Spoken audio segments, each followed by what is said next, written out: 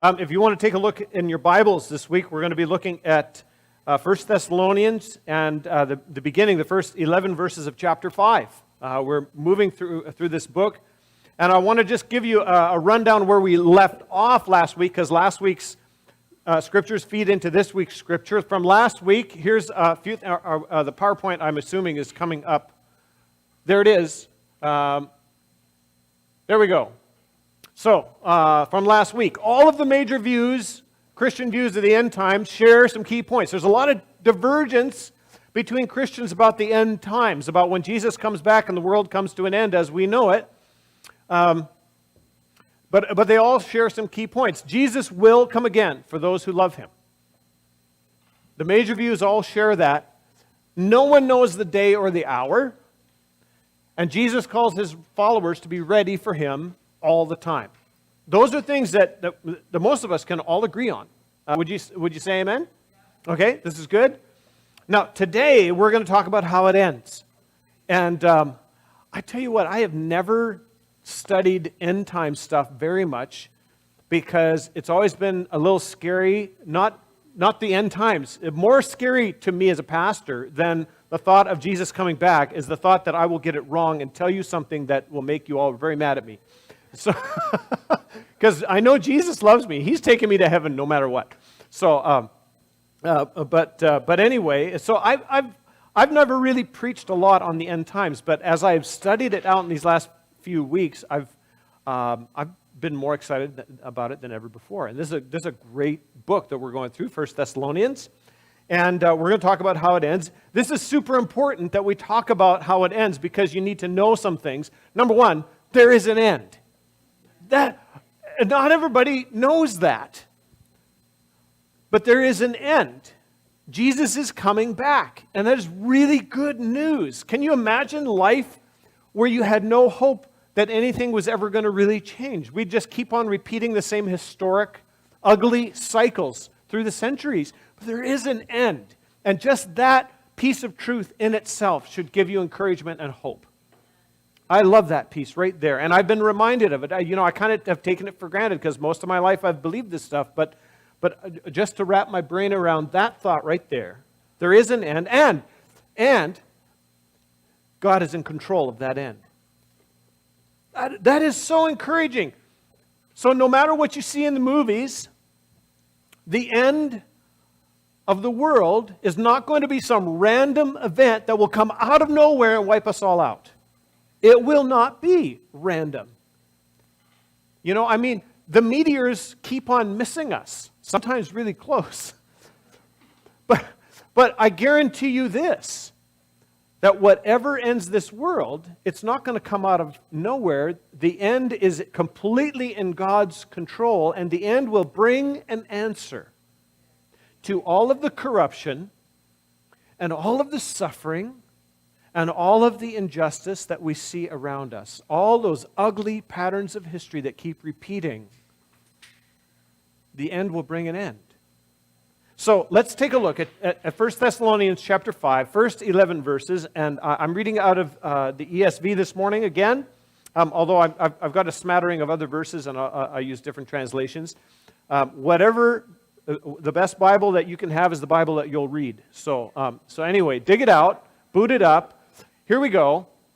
1 Thessalonians 5, verses 1 to 11. And Paul says this, "Now, concerning the times and the seasons, brothers, you have no need to have anything written to you."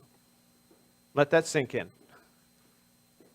"For you yourselves are fully aware that the day of the Lord will come like a thief in the night. While people are saying, 'There is peace and security,' then sudden destruction will come upon them, as labor pains come upon a pregnant woman, and they will not escape. But you are not in darkness, brothers, for that day to surprise you like a thief. For you are all children of light, children of the day. We are not of the night or of the darkness, so let us not sleep as others do, but let us keep awake and be sober. For those who sleep, sleep at night, generally, unless you're on shift. And those who get drunk at night. I won't say more about that. But since we belong to the day, let us be sober, having put on the breastplate of faith and love, and for a helmet, the hope of salvation. For God has not destined us for wrath, but to obtain salvation through our Lord Jesus Christ, who died for us, so that whether we are awake or asleep, we might live with him. Therefore, encourage one another and build one another up, just as you are doing. So, the day of the Lord, it's this term that comes up here, the day of the Lord that's coming. What does this mean? I just want to draw your attention to the fact that the day of the Lord is a term that's used actually throughout the Bible to talk about God's intervention in human history. When God personally shows up to bring justice and to defeat evil and to bring judgment on people. And so when he delivers his people from oppression and from evil, and then also when he judges that evil even among his people, that's often called the day of the Lord or the day. You can take a look at Exodus chapter 32, for example, where God's people were worshiping a false god. And God says to Moses, look, keep leading the people. He says, but they've worshipped the golden calf. And in this case, they worshipped a false god. They were getting completely out of hand, turning away from God.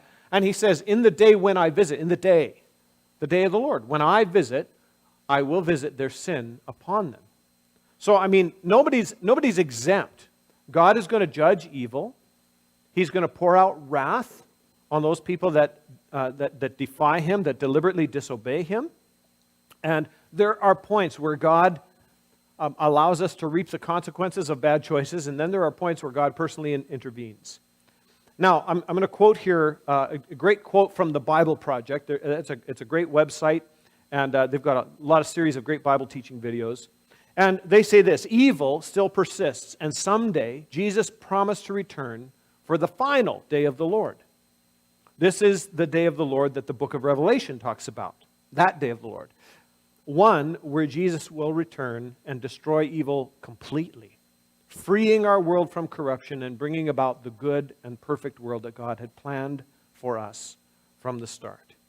So, just to give you an idea about what the day of the Lord is and what we can expect.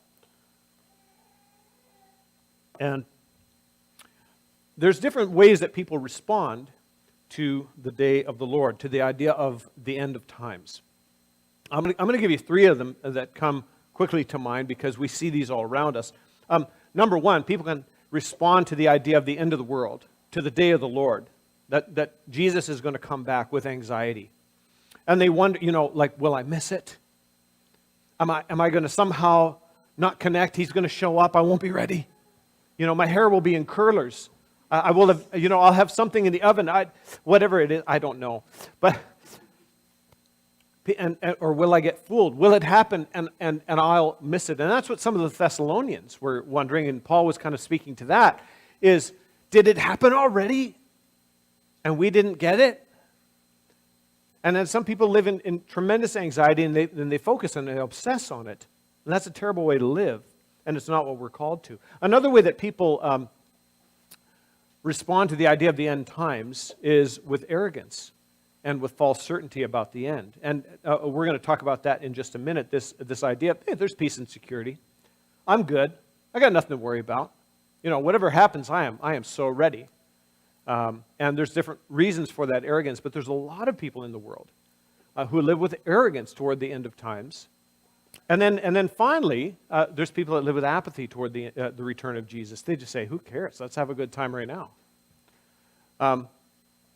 So the question that I want to ask this morning, and I hope that you're asking, is how should we respond in light of the fact that Jesus is coming back? That history is completely in God's control. The end is coming. And we sang about it, that he's coming soon. It's getting closer every day. I don't know when it's going to be, but I know that today is one day closer to his return. How should we respond? Paul's opening line in the passage that we just read is kind of a giveaway. He said, you have no need to have anything written to you. Let's just start there. Let's start with this. He says, you actually don't need to know a lot about the second coming of Jesus. These were young Christians he was writing to, and they had questions about death and suffering. They had not been Christians very long. They hadn't had a whole lot of teaching. He's writing them this letter to fill in their faith and their knowledge about certain things they needed to know about to live, successfully as Christians, especially as Christians in a culture where they were under tremendous pressure. And Paul, in this letter, he's got a whole lot more to say to these Christians about living to please God in their everyday lives than he does to say about the timing of Jesus' return. He says, you have no need to have anything written to you about this. Like, we just don't need to talk about this as much as you might feel like talking about this. Now, he does talk about it, but he doesn't say a lot. So what do we know? What do we know about the return of Jesus, the second coming of Christ, the day of the Lord? Well, number one, and we learned this last time on last Sunday, and again in the passage that we've just read, it's there as well. It will be unexpected. And Paul uses a couple of word pictures to describe the day of the Lord. He says it's going to be like a thief who comes when people don't expect it. Now, bear in mind, however, that a metaphor only goes so far. And when Paul says he's going to come like a thief, normally we think it's sneaky, right? A thief shows up and he doesn't make a lot of noise. But in the passage that we read last week, Paul says, but it's going to be really loud. There's going to be a trumpet. There's going to be the voice of an archangel, a loud shout of command. Like, it's not, he's using thief to say it's going to sneak up on you, but when it happens, it's not going to sneak. Okay, this is going to be loud. Everyone will know when Jesus comes back. And then in chapter 4, Paul says, and then Jesus and Peter both affirm the same thing. Jesus affirms the same thing. When it happens, it's going to be loud. It's going to be obvious. Everyone will know when Jesus comes back. He's not sneaking in the middle of the night. We will know. But he is going to show up unexpectedly. That's the point that Paul wants to make. He compares it to labor pains, which the illustration there is to say, it's coming. If there's a woman who's expecting a child, she knows labor pains are going to hit at some point, but she doesn't know when. And unlike, with pregnancy, we can't induce Jesus' return. I would love to do that. Bring in the IV because get him back today, okay? But we can't do that. We cannot induce. There's a hint in the Bible we can speed it up by making sure the world knows about him. Jesus himself said the gospel will be preached to all nations and then the end will come. So we know he won't come back until the gospel gets to everyone, but we don't know when it's happening. We just don't know when. But we know it's coming. So unexpected, but it's coming. Here's what Jesus said. Let's just look at his words directly. He says in Matthew 24, but about that day or hour no one knows, not even the angels in heaven, nor the Son, even Jesus doesn't know, but only the Father. As it was in the days of Noah, so it will be at the coming of the Son of Man.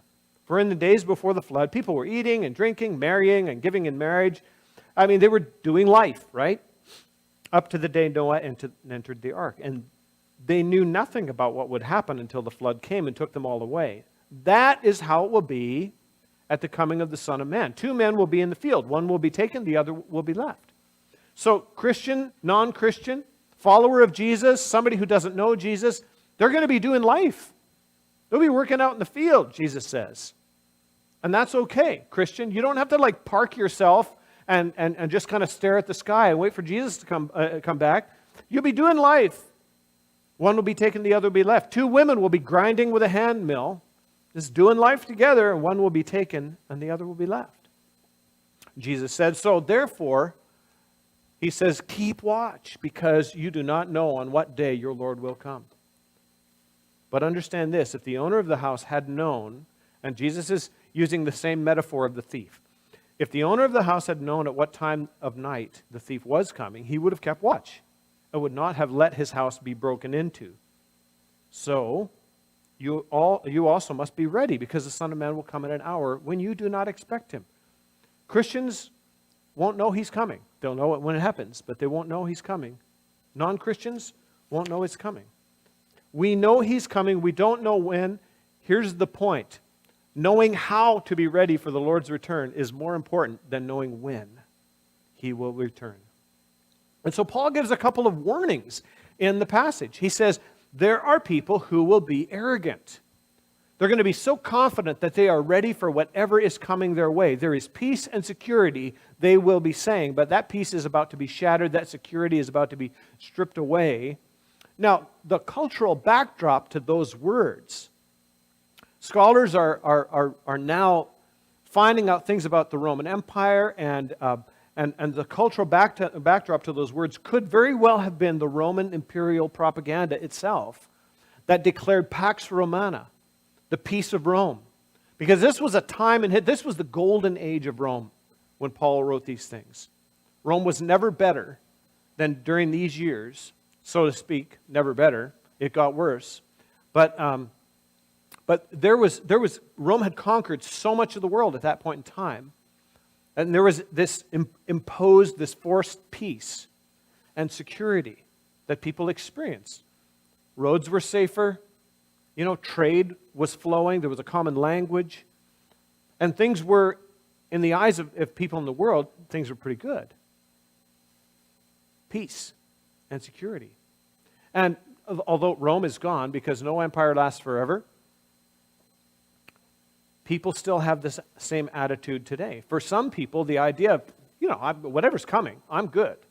Peace and security. For some people, it's peace and security because the government is there for me. That's what the Romans wanted people to hold on to. Just trust us. We've got it all in hand. Serve us. Put yourselves under our authority, and we've got it all taken care of. And so there's a lot of people today that say, whatever happens, the government will take care of me. The government will be the one to protect me from danger. The government will be the one to show up when there's a disaster. The government will heal me of my sicknesses. And for other people, they go a totally different direction, and they say, no, peace and security, that's on me. And I can trust in me. I've got a solid bank account. I've got food in the cellar and guns in the closet, And there's different views of peace and security, but the bottom line is, where are you, and you have to ask yourself this question, where are you most tempted to find peace and security outside of Jesus? Because if you go to either one of those two extremes, I will take care of me, or the government will take care of me, you're saying somebody other than Jesus is going to take care of me, and my security, my peace is all about that. And at that point, we take our eyes off of Jesus, and we're living in a very different world than what Jesus wants us to think about. If you don't have a relationship with Him, and I'm not saying, don't have food in the cellar. I'm not saying, don't pay your taxes and use the hospitals. Those things can be good, but if you are looking for your ultimate peace and security to those things, you will be sorely disappointed in the end. Because all peace and security is going to melt when Jesus comes back. All of it. There's not a government in the world that can stand up to Jesus. Nobody can have enough food in the basement or guns in the closet to hold Jesus off when He shows up. We will all have to answer to Him. All of us. Where are you finding your peace and your security? And if you don't have a relationship with Him, your peace and your security are going to be shattered. So, Paul speaks to the arrogant, but then he also speaks to the apathetic about the end of the world, and he talks about those who are sleeping and who are drunk. They're all about their comfort. They're all about just indulging their desires today, enjoying what they can find, hiding in their ignorance. They live as if everything is going to carry on like this their whole lives, and Jesus is never going to show up. And you know plenty of people that like the end of the world is just not top of mind for them. And for most people, and maybe for a lot of Christians, the idea of the end coming is not top of mind. And that, too, is a dangerous distraction. When Paul talks about people who are sleeping, he's not saying it's bad to go to bed and have a good night's sleep. But he's talking about being oblivious, just being kind of out of it and not thinking about reality as it really is. People being drunk, just indulging constantly and hiding in their ignorance. And again, dangerous distractions. But as much as Paul says, I don't want you to go to arrogance, and I don't want you to live apathetically toward the end times, Neither does he want his readers to go to the opposite extreme of living in anxiety about the end. Nowhere does Paul try to stir up anxiety in the believers and say, people, you are not worrying enough. We need to get you more frantic about this. He's not doing that. In fact, when Jesus' disciples asked him, what will be the sign of your coming? This is Matthew chapter 24, the first few verses. He said, what will be the sign of your coming and of the end of the world, or the end of the age? And Jesus told them, he said a couple of things. Number one, he said, watch out that no one deceives you. So he said, keep your eyes open, be alert. But you know what else he told them? He said, see to it that you are not alarmed. Such things must happen. It's going to happen. Don't get all fretty about it. If anything, Paul in this passage downplays that anxiety and says you know about as much as you need to know to be ready for that second coming when it comes. You don't need to obsess about the end times, try to figure it all out, because you won't figure it all out. Even Jesus said that. So we don't want to see you living in arrogance, saying somebody besides Jesus can take care of me through whatever comes. And we don't want you living in apathy, saying, who cares? Let's just live for pleasure. But we don't want you living in anxiety. You know, there's different views even within the church of how this is all going to play out. One of the big disputes within the church about the return of Jesus is whether Jesus is coming back one time or two times. Whether he's going to come back first in secret for his church, and then 7 years later, after a time called the tribulation, where things are going to get really bad, whether then he'll come back again with his church to inaugurate his millennial or his 1,000-year reign on the earth. And that view has been really popular, especially in North America, for about the last 150 years. And a big reason that it's popular is because it gets us out of here before the trouble starts. Well, it's a comfortable view. To be honest with you, I'll put myself on the line here and say I'm actually inclined to believe in a single return of Jesus, especially as I look at passages like these, and then again at the first few verses of 2 Thessalonians, where the coming of Christ to save his church and to punish unbelievers seems like a single simultaneous event. But here's the deal. I'm not going to fight you on this. I'm just not. I'm not going to fight you on this. Because I guarantee this. There's one thing I know about the return of Jesus. The return of Jesus will happen at exactly the right time. Can we agree on that? I don't have to worry about that. When Jesus Christ returns, whether it happens the way that I thought that it would, or whether it happens the way that somebody else thought that it would, who differs from me, no one's going to be disappointed. We will all rejoice. And so you can check this stuff out. You can study it. It's in the Bible. It's there for you to get to know. But we don't have to fight about this stuff. I mean, why do you need to know the precise timing and order of events? I'm going to put that question to you. And I ask myself that. Why? Why would I obsess and fight about the precise timing and order of events? Why would that be so important to me? So that I don't get fooled? So I don't miss it? See, as far as I can tell, the best way to not get fooled is to know Jesus right now. And Jesus said, you know, people are going to show up and they're going to say, the Messiah's over here, the Messiah's over there, the Messiah's doing miracles. Got to go see him. And he says, don't believe it. Jesus just wants people to be focused on him. Because here's what you need to remember. This is so important. If you don't draw anything else out of this message as by way of encouragement than this, I really want you to go home with this. Jesus is coming back for you. So the fear that you could be fooled, just focus on Jesus. The fear that somehow you could miss it. Everything I read in the scriptures about the return of Jesus is that Jesus is coming back for you. So Jesus himself says, be ready to run for safety when things get bad, if you have to run. But you don't have to run to find the Messiah His people will not have to try to find him. He will find them. That's really encouraging news. It's not the story of, the mothership landing on earth and now the people who want to get on it and go to the better place, have to find where the ship landed so we can get on and not miss the flight. It's not that. He knows who you are. He knows you. He wants you on board. He is coming for you. He will find you. That is such good news. I mean, I remember I've almost missed a plane twice. One time, I did miss my plane because I got stuck in Winnipeg. I was supposed to catch a connection in Calgary, and my plane that was supposed to pick me up in Winnipeg got stuck somewhere in Boston, I think, because of technical problems. And by the time it got to me in Winnipeg to take me to Calgary, I was late to meet my connection. And I ran because I looked at the timing of everything, and it looked like I would be just in time to make the connection. But when I got to the gate, didn't matter how fast I ran, it didn't matter how much I pleaded. They said, "No, sorry, the door is closed. We have boarded. The plane is going to leave without you." And I'm like, "It's on the ground.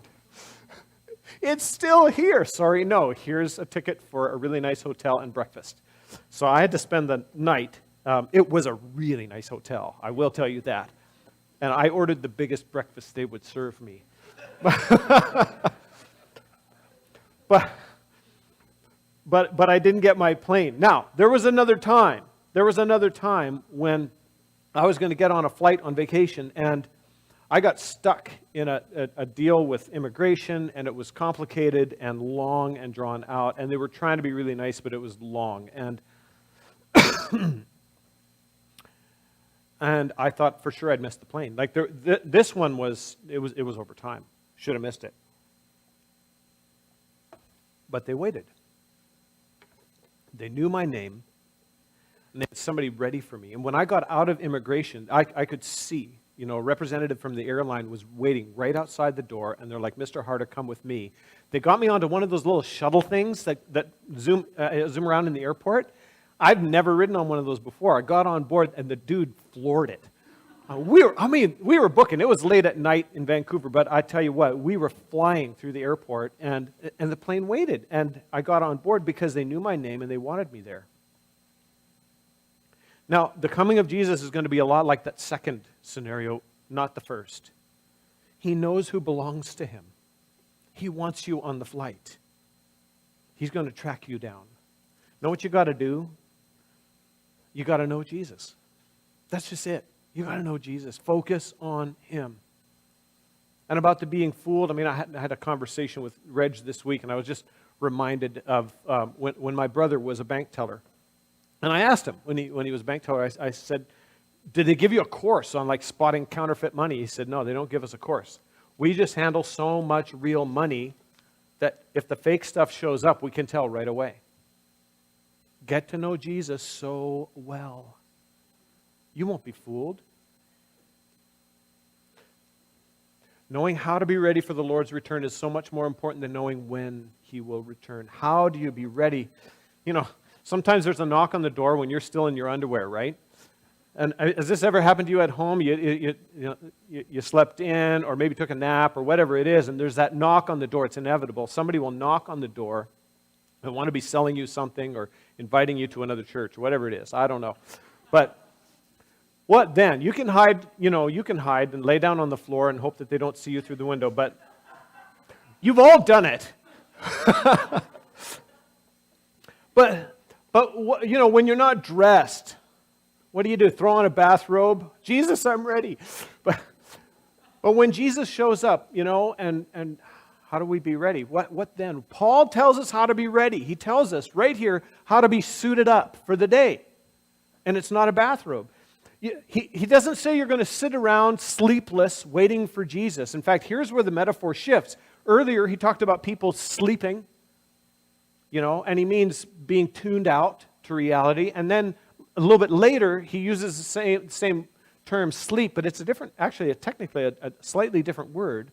And he's talking about people who are either asleep or awake, dead or alive, is what he's going back to that metaphor and saying, you can't predict what your life's going to be like, whether you live or die before Jesus comes back.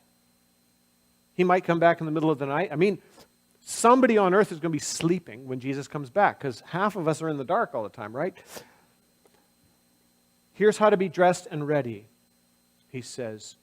Your security, your protection, your being suited up for the day are the armor of faith and love and the confidence of your salvation. If you got those things, you are always ready. You're suited up. You're ready for the flight. So, do you live a life defined by trusting Jesus more than you trust anything or anyone else? That's the confidence of your salvation. You know, do you live a life defined by loving God and loving others? And that's going to look like a life that looks a lot less like pride and selfishness and hanging on to what's yours, and a lot more like humility and sacrifice and service. Loving God and loving others. And you'll be ready. You will be protected when He comes, and you'll be protected until He comes. When we live a life defined by faith and love and the confidence of our salvation. And the day of the Lord is going to be terrifying for those who don't have a relationship with Jesus. But for believers, it's going to be a massive comfort. You know, it's the sound of somebody coming into your home late at night can stir two sets of feelings for you. When you think about the sound of, you know, the door being opened in your home, how do you feel? How do you feel? Well, that all depends. If it's a thief, that can produce incredible anxiety and terror. But the sound of the key in the lock late at night, if you're waiting for family, that can bring comfort and relief and joy. I mean, I just think about when my dad died and my mom was alone, and she had an alarm system installed in her house. And because, you know, now it's like, I'm alone. How will I take care of myself if somebody comes in? And she wanted to know this. And I said, you'll just, you know, if somebody's coming into your house to kill you, Mom, you'll just know about it, and you'll live in a few moments of terror before they do this now. And she said, but I have a pellet gun. I don't think... Anyway, now I've given away her secrets. But she... but I remember the first time after she got the alarm installed, and I was staying there, and in the middle of the night, I found my room was kind of stuffy, and I just felt like I needed some cool air, and so I went to crack a window, and instantly, woo, woo, woo, woo! I mean, everybody was up. And Mom, do you know the code? And so this happened, but it, you know, because the thought of somebody coming into her house in the middle of the night is a terrifying thought. But she said, but I remember when you were young and you had your driver's license, and you'd always try to sneak in late. You know, because we lived at the end of a cul-de-sac, and I'd cut my engine about a half a block from home so I could shut off the lights and just coast into the driveway. And she said, you'd try to sneak in, but we always knew it was you. We could hear the key in the lock. We could hear the door open. And she said, and it felt so good. They're home now. Everyone's home. You think about the difference. Same idea, somebody walking in the middle of the night, but two totally different sets of feelings. How are you going to feel when Jesus shows up? Because if you belong to Him, then it's not the fear of His wrath, because Paul says our destiny when Jesus comes is not wrath. For the rest of the world, it is wrath. The wrath of God is a very real thing and a very scary thing, but for those who belong to Jesus, our destiny is not wrath, but salvation. Whatever happens, whenever it happens, we get to be with Jesus forever. And he says, and knowing that, here's what you do. Encourage each other, because people need a good word. They need a friend to come alongside. Encourage each other while we wait, because waiting is hard. And build one another up. We live in a world right now that is busy tearing people down. One of the best ways we show what it looks like to follow Jesus is to build people up. Here's what Paul says in another book. He writes to the Philippians, do everything without grumbling or arguing, so that you may become blameless and pure, children of God without fault in a warped and crooked generation. He said the world is a mess. It's warped, it's twisted, it's crooked. Here's how he says, then you'll shine among them like stars in the sky. You want to show the difference that Jesus makes? Do everything without grumbling or arguing. Everybody's going to say, what on earth is with you as you hold firmly to the word of life? And he says, and then I'll be able to boast on the day of Christ. On that day of the Lord, he said, then I'll be able to boast that I did not run or labor in vain. So you want to know how to make a real noticeable difference in the world while we wait for Jesus? Don't join the cult of complaining. Don't join the false religion of fault finding. Do what you do with joy, with love, with humility, and you will get noticed, and so will Jesus. And that's what Jesus wants. He wants us to shine like stars. He says, Jesus said in Acts chapter 1, just before he left, he said, it's not for you to know the times or dates the Father is set by his own authority, but you will receive power when the Holy Spirit comes on you. And then, in this time when he is gone, and we're waiting for him to come back, he says, this is what we're supposed to be doing. You'll be my witnesses in Jerusalem and all Judea and Samaria and to the ends of the earth. So how do we get ready for the return of Jesus? Make it your goal to know Jesus now, and then to help others know him. Because here it is again. Jesus will come again for those who love him. No one knows the day or the hour. Jesus calls his followers to be ready all the time. And the best way to be ready for Jesus is to focus on him. And when he shows up, to let him find us doing what he told us to do when he comes walking through the door. So, look to Jesus. Look to Jesus. You will never be disappointed when you look to Jesus. And you will be forever safe when you look to Jesus.